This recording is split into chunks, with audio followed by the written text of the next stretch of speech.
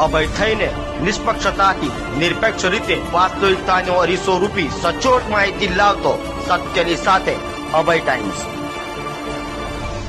આજે સુરત શહેર ટ્રાફિક પોલીસે Hazira એનજીસી highway number 53 service road પર ગેરકાયદેસર પાર્ક થયેલા ભારે વાહનોને લોક કરવાની કાર્યવાહી કરી ડ્રાઈવરોને લેફ્ટ લેનમાં ચલાવવા સમજાવ્યા।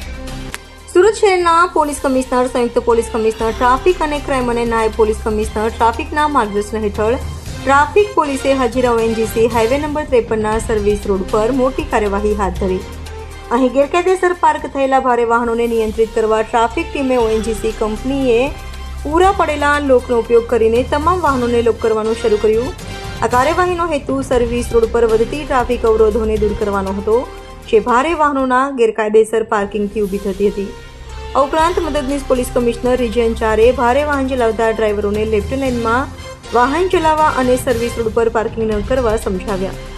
આ સૂચનાઓનો ઉદ્દેશ્ય હાઈવે પર ટ્રાફિકની સરળતા જાળવવા અને અકસ્માતો ઘટાડવાનો છે।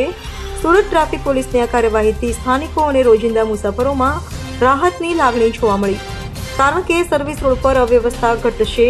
પોલીસે સ્પષ્ટ કર્યું કે ગેરકાયદેસર પાર્કિંગ સામે સખત પગલાં લેવાશે, જેથી શહેરના ટ્રાફિક વહીવટમાં સુધારો થાય। આ કાર્યવાહી શહેરના અન્ય વિસ્તારોમાં પણ દાખલો બની શકે છે, જ્યાં ભારે વાહનોનું પાર્કિંગ ટ્રાફિક સમસ્યા ઊભી કરે છે। સુરત શહેરમાં ખાસ કરીને national highway number 53 Bhatia Hazira road ઉપર હેવી વ્હીકલો દ્વારા ખાસ કરીને હજીરા ઔદ્યોગિક વિસ્તારમાં નો પાર્કિંગ ઝોનમાં વાહનો પાર્ક કરવામાં આવે છે।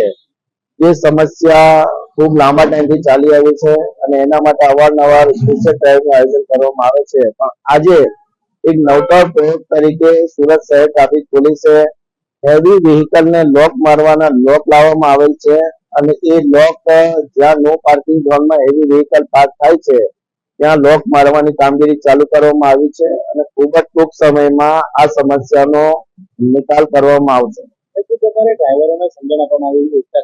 આજરોજ અમે તમામ હેવી વ્હીકલના ડ્રાઈવરોને એકત્ર કર્યા અને એમને સમજ આપવામાં આવી કે તમારે કઈ રીતે વાહન પાર્ક કરવું, જો તમે નો પાર્કિંગ ઝોનમાં વાહનો પાર્ક કરશો તો કઈ રીતે સમાધાન શુલ્ક વસૂલ કરવામાં આવશે અંગેની વિસ્તૃત જાણકારી આપવામાં